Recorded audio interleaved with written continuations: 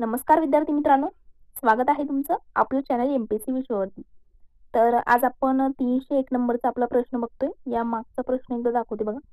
300 नंबरचा प्रश्न आपला होता, हरिनारायण आपटेंनी पुण्यातून हे पत्र सुरू केलं. तर ते करमणूक हे पत्र होतं. ओके. तर आता 301 नंबरचा प्रश्न आपण बघतोय. तर मित्रांनो, हे लेक्चर झाल्यानंतर आणखी एक लेक्चर येईल. मग नंतर सगळे जेवढे काही 50-50 प्रश्न एवढ्या 8 लेक्चरमध्ये आपण बघितले ते सगळे कंबाईन करून एक मॅरेथॉन लेक्चर मी टाकेल. जेवढं काही होईल अर्ध्या तासामध्ये आपण कव्हर केलेलं आहे 8 लेक्चरचे पूर्ण, म्हणजे तुमचे टोटल 400-450 प्रश्नांचा सराव त्या ठिकाणी होईल. आणि मग आपण पॉलिटीच्या प्रश्नाला सुरुवात करूया. पॉलिटीचे वन लाईनर नसतील. पॉलिटीचं स्वरूप कसं असेल, तर वरती प्रश्न असेल. तर बघा एक सेकंद, वरती प्रश्न असेल, वरती असेल प्रश्न पॉलिटीचा, खाली असेल 4 ऑप्शन. त्या ऑप्शन मधून तुम्ही तुमचा अगोदर पॉज करून व्हिडिओ ऑप्शन सिलेक्ट करायचं आणि पुढे नंतर मी त्या ऑप्शन म्हणजे उत्तर काय आहे सोबत त्याचं स्पष्टीकरण सुद्धा देईल. या पद्धतीने आपली पॉलिटीची सिरीज असेल, तिकडे वन लाईनर नसेल. ओके. तर आणि आपली जी करंटची सिरीज सुरू आहे त्यामध्ये तुम्हाला आता प्रमुख नेमणुका, त्यानंतर निधन वार्ता आहे, पुढे क्रीडा घडामोडी, पुरस्कार, ह्या गोष्टी आता आपल्या सुरू होतील. आणि सोबत आपण मित्रांनो करंटचे सुद्धा 2024 या वर्षावरती 2,500 प्रश्न आपण घेणार आहोत. किती? 2,500. जानेवारी ते जून असं 6 महिन्यांचे 1300, पुढे 1200-1300 असे तब्बल 2,500 प्रश्नांचं तुमचं 2,500 पेक्षा जास्त 2600 प्रश्न होतील. आणि स्पष्टीकरणासहित प्रत्येक प्रश्न असेल. या पद्धतीने आपण करंटची पण सिरीज घेत आहोत, पण ती फक्त चॅनल मेंबर्स करिता असेल. ती पब्लिक व्हिडिओ नसतील, ते फक्त चॅनल मेंबर्सला ते व्हिडिओ दिसतील. तर बघा आपण या ठिकाणी 301 नंबरचा प्रश्न काय आपला, की मुंबई प्रांतातील महाराष्ट्रातील पहिले वृत्तपत्र डॅश डॅश हे होय. तर मित्रांनो, मुंबई प्रांतातून निघणारं महाराष्ट्रातील पहिले वृत्तपत्र होतं बॉम्बे हेरल्ड. 1789 ते निघालेलं आहे. विविध ज्ञान विस्तार हे मासिक डॅश डॅश यांनी सुरू केलं. तर विविध ज्ञान विस्तार ही पहिली गोष्ट, हे मासिक आहे, लक्षात ठेवा. आणि त्या कोणी सुरू केलेलं आहे, तर पांगरकर यांनी, ल.रा. पांगरकर यांनी विविध ज्ञान विस्तार हे मासिक सुरू केलं होतं. दिनकरराव जवळकरांच्या डॅश डॅश या साप्ताहिकाच्या पहिल्या पानावरती महाराष्ट्रातील शेतकऱ्यांचे मुखपत्र असं छापलं जात असं. तर मित्रांनो, दिनकरराव जवळकर जे आहेत यांचं जे महाराष्ट्रातील शेतकऱ्यांचे मुखपत्र असं ते साप्ताहिकाच्या पहिल्या पानावर छापलं जायचं. ते साप्ताहिक कोणतं, तर ते आहे तेज. तेज नावाचं साप्ताहिक आहे दिनकरराव जवळकरांचं, ज्याच्यावरती महाराष्ट्रातील शेतकऱ्यांचे मुखपत्र असं पहिल्या पानावरती छापलं जायचं. तर एक सेकंद. तर पुढे बघा आता पुढचा प्रश्न, निराश्रित सहाय्यकारी मंडळी डॅश डॅश यांनी सुरू केलं. तर निराश्रित सहाय्यकारी मंडळी वीरा शिंदे म्हणजे विठ्ठल रामजी शिंदे यांनी 1906 ला सुरू केलेला आहे. पुढे बघा, देशी व्यापारोत्तेजक मंडळाची स्थापना डॅश डॅश यांनी केली. तर देशी व्यापारोत्तेजक मंडळाची स्थापना केलेली आहे गणेश वासुदेव जोशी, म्हणजेच सार्वजनिक काका सुद्धा त्यांना म्हटलं जातं. त्यांनी देशी व्यापारोत्तेजक मंडळाची स्थापना केली. तर पुढे बघा, काँग्रेसच्या पहिल्या अधिवेशनाची जबाबदारी पुण्यामध्ये पुन्हा सार्वजनिक सभेच्या डॅश डॅश यांच्यावर सोपवण्यात आली होती.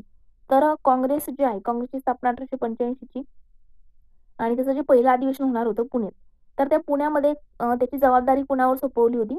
पुन्हा सार्वजनिक सभेच्या सीताराम चिपळूणकर यांच्यावरती सोपवलेली आहे, कारण की कॉलराच्या साथीमुळे पुण्यात त्या ठिकाणी ते झालं नव्हतं. ओके. मग पुन्हा सार्वजनिक सभेच्या सीताराम चिपळूणकर जे आहेत यांच्यावरती जबाबदारी स्वीकारण्यात आली होती, टाकण्यात आली होती. पुढे आहे सुधारक साप्ताहिकाच्या इंग्रजी विभागाचे संपादक कोण होते. तर मित्रांनो, सुधारक नावाचं जे साप्ताहिक होतं त्याच्या इंग्रजी विभागाचे संपादक कोण होतं, गोपाळ कृष्ण गोखले इंग्रजी विभागाचे त्या ठिकाणी संपादक होते. पुढे 1890 मध्ये ते पुन्हा सार्वजनिक सभेचे चिटणीस होते आणि 1881 मध्ये डेक्कन एज्युकेशन सोसायटीचे सेक्रेटरी झाले.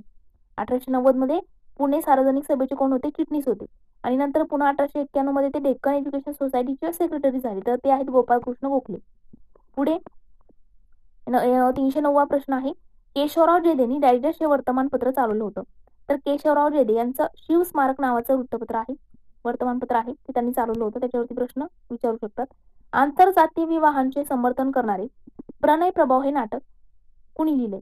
तर मित्रांनो, आंतरजातीय विवाहाचं समर्थन करणारं प्रणय प्रभाव नाटक कुणाचे, दिनकरराव जवळकरांचं आहे. प्रणय प्रभाव कशासाठी होतं, आंतरजातीय विवाहांचं समर्थन करण्यासाठी होतं.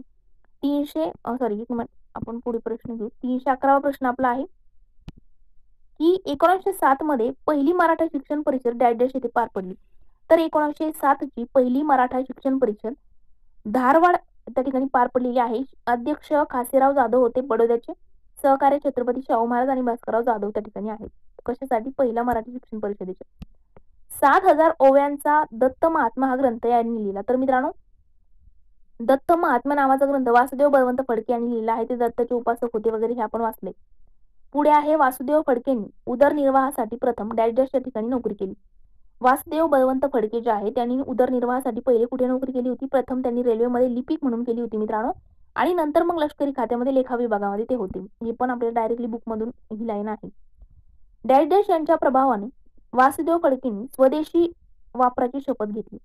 कुणाच्या प्रभावानं वासुदेव फडके यांनी स्वदेशी वापराची शपथ घेतली होती? न्यायमूर्ती रानडे आणि ग वा जोशी म्हणजे गणेश वासुदेव जोशी यांच्या प्रभावामुळे वासुदेव फडकेंनी काय केलं होतं? स्वदेशी वापराची शपथ घेतली. ऐक्यवर्धिनी सभेची पुण्यामध्ये डॅश डॅश यांनी सभा स्थापन केली. ऐक्यवर्धिनी सभेची पुण्यामध्ये तर वासुदेव बळवंत फडकेंनी समानता, ऐक्य आणि समन्वयासाठी स्थापन केलं होतं पुण्यामध्ये. पुढे आहे पुणा नेटिव्ह इन्स्टिट्यूशनची स्थापना डॅश डॅश मध्ये झाली. पुणा नेटिव्ह इन्स्टिट्यूशनची स्थापना 1874 ला वासुदेव बळवंत फडकेंनी केलेली आहे. स्वदेशीच्या प्रसारासाठी पुणा नेटिव्ह इन्स्टिट्यूशनची स्थापना कोणी केली? 1874 मध्ये वासुदेव बळवंत फडकेंनी केली. वासुदेव फडकेंनी ब्रिटिश सरकारविरुद्ध पहिला जाहीरनामा डॅश डॅश मध्ये काढला. तर मित्रांनो, वासुदेव फडके जे आहेत, वासुदेव बळवंत फडके यांनी पहिला जाहीरनामा कधी काढला होता? मे 1879 ला त्यांनी पहिला जाहीरनामा काढलेला आहे ब्रिटिशांविरुद्ध, ब्रिटिश सरकारच्या विरुद्ध. पुढे वासुदेव फडकेंना देवर नावडगी येथे डॅश डॅश यांनी पकडलं. तर वासुदेव फडकेंना देवर नावडगी या ठिकाणी कुणी पकडलं होतं? मेजर डॅनियल यांनी पकडलं होतं विजापूर जवळ 23 जुलै 1869 ला. आता पुढे बघा, 319वा प्रश्न आहे की वासुदेव बळवंत फडकेंना डॅश डॅश यांनी सहकार्य केलं होतं, तसेच क्रांतिकारी सेनेची स्थापना पुण्यामध्ये केली. ते डॅश डॅश होते. तर वासुदेव बळवंत फडकेंना मदत केली होती आणि क्रांतिकारी सेनेची स्थापना केली होती पुण्यामध्ये. असे कोण आहेत? गोपाळ साठे आहेत, त्यानंतर विष्णू गद्रे आहेत आणि सीताराम गोपाळ कर्वे एक आहेत. 4-5 जणांचे नाव लक्षात ठेवा. पुढे आहे की डॅश डॅश यांना क्रांतिकारकाचा जनक, महाराष्ट्राचा रॉबिन हुड तसेच दुसरा शिवाजी म्हणून ओळखलं जातं. तर ते पण आहेत वासुदेव बळवंत फडके यांनाच क्रांतिकारकाचा जनक, महाराष्ट्राचा रॉबिन हुड आणि दुसरा शिवाजी म्हणून ओळखलं जातं.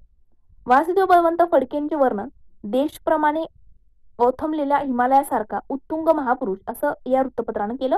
तर ते आहेत अमृत बाजार पत्रिका या वृत्तपत्रानं वासुदेव बळवंत फडकेचं असं वर्णन केलं होतं. पुढे 16 ऑक्टोबर 1896 रोजी मुंबईमध्ये व्हिक्टोरिया राणीच्या पुतळ्यास डॅश डॅश यांनी डांबर फासलं होतं.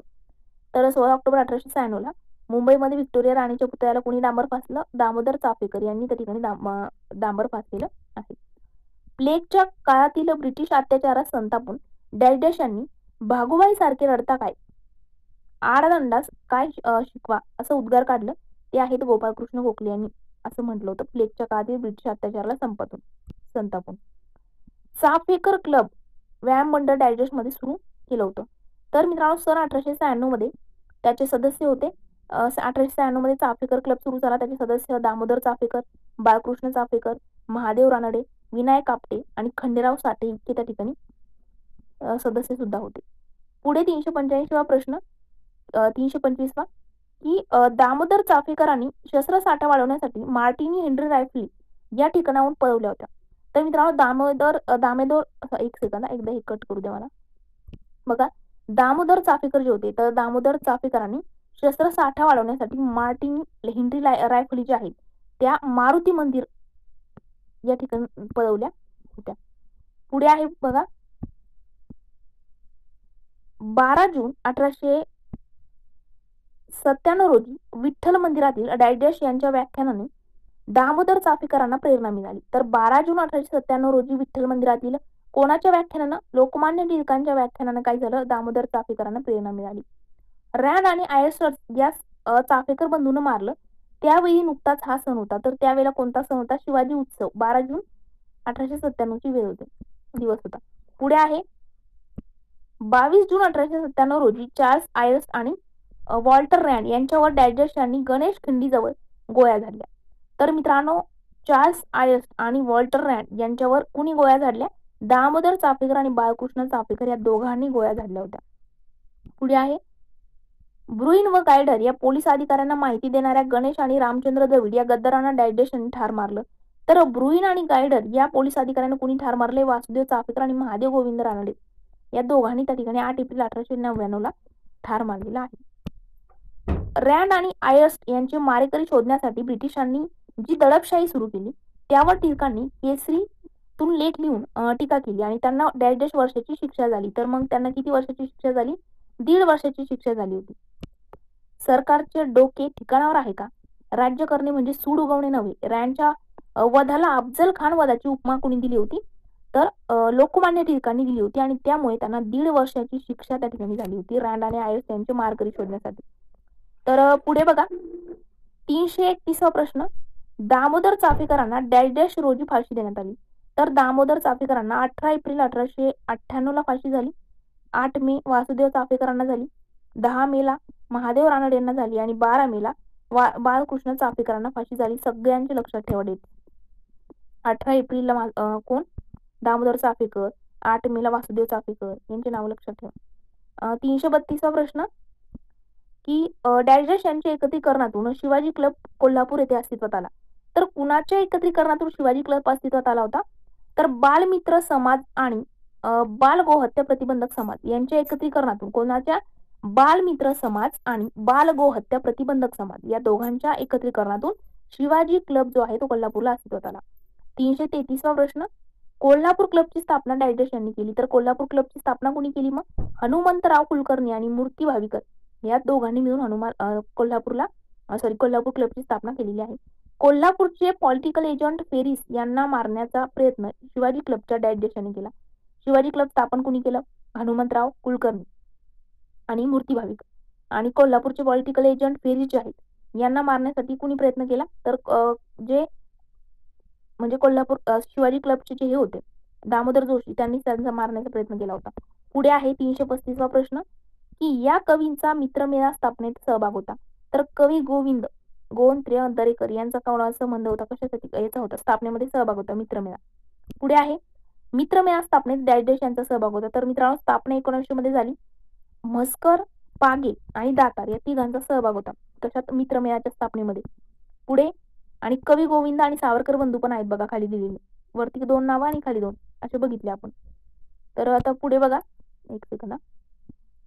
पुढे बघा अभिनव भारत या गुप्त क्रांतिकारी संघटनेतर्फे डॅश यांना बॉम्ब बनवण्याचे तंत्र शिकवण्यासाठी पॅरिसला पाठवलं होतं.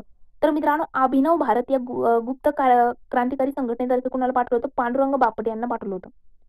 338वा प्रश्न. 17 वर्षीय डॅश या तरुणाने जॅक्शन वधाची जबाबदारी स्वीकारली. तर मित्रांनो अनंत कान्हेरे होता 17 वर्षाचा. त्याने जॅक्शन वधाची म्हणजे त्याला जबाबदारी त्या ठिकाणी स्वीकारली होती. कलेक्टर जॅक्शनसाठी विजयानंद थिएटरमध्ये डॅश या नाटकाचा प्रयोग ठेवण्यात आला होता.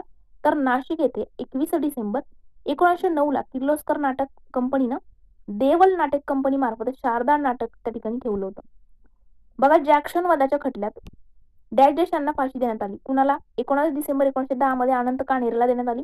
कृष्णाजी गोपाळ तथा अण्णा कर्वे, वीणा देशपांडे यांना सुद्धा फाशी देण्यात आली होती. पुढे बघा नाशिक खटल्यामध्ये डॅश यांना जन्मठेपेची शिक्षा देण्यात आली. तर मित्रांनो नाशिक खटला जो आहे त्या नाशिक खटल्यामध्ये शंकर रामचंद्र सोमन आणि नारायण जोशी या दोघांना फाशी देण्यात आली होती. विनायक दामोदर सावरकरांनी डॅश येथील बंदरात ब्रिटिशांच्या हातून निसटण्यासाठी बोटीतून उडी मारली. तर मित्रांनो मारिया बोटीतून येताना फ्रान्सला मार्सेलिस बंदराजवळ त्यांनी काय केलं? 8 जुलै 1910 ला ब्रिटिशांच्या हातून निसटण्यासाठी विनायक दामोदर सावरकरांनी उडी मारली होती. पुढे आहे की रानफुले हा काव्यसंग्रह आणि संन्यस्त संगीत उशाप संगीत उत्तरक्रिया ही नाटकं जी आहेत कुणी लिहिली असं विचारलं ते पण आहे तर सावरकर विनायक दामोदर सावरकर यांनी ते नाटकं लिहिलेली आहेत. पुढे आहे 344वा प्रश्न. सार्वत्रिक उठावासाठी सैन्याला चिथावणी दिल्याबद्दल डॅश यांना फाशी देण्यात आली. तर सार्वत्रिक उठावासाठी सैन्याला चिथावणी देण्याबद्दल विष्णू गणेश पिंगळे आणि करतार सिंग यांना मीरत छावणीमध्ये पकडलं.